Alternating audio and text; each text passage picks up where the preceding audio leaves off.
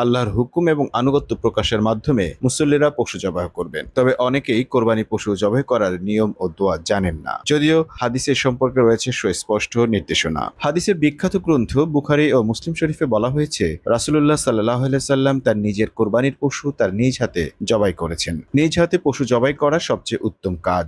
তবে যদি কারো সাহস না থাকে, সেক্ষেত্রে যারা দক্ষ তাদের সহযোগিতা নেওয়া যেতে পারে, এতে কোনো অসুবিধা নেই। কোরবানির পশু জবাই করার কিছু নিয়ম ও পদ্ধতি।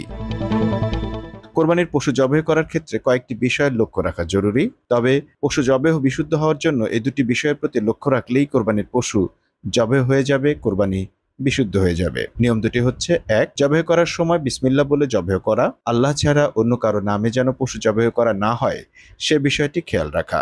২. জবাই করার সময় পশুর খাদ্যনালী, শ্বাসনালী আর দুই পাশে থাকা দুটি নালী কেটে দেয়া। এই নালীগুলো কাটা হয়ে গেলেই পশু জবাই বিশুদ্ধ হয়ে যায়। কুরবানির দোয়া হচ্ছে: ইন্নী ওয়াজ্জাহতু ওয়াজহিয়া লিল্লাযী ফাতারাস সামাওয়াতি ওয়াল আরদা আলা মিল্লাতি ইব্রাহিমা হানিফা ওয়া মা আনা মিনাল মুশরিকিন। ইন্না সালাতি ওয়া নুসুকি ওয়া মাহইয়ায়া ওয়া মামাতি লিল্লাহি রাব্বিল আলামিন লা শারিকা লাহু ওয়া বিযালিকা উমিরতু ওয়া আনা মিনাল মুসলিমিন। বিসমিল্লাহি আল্লাহু আকবার, আল্লাহুম্মা মিনকা ওয়া লাকা।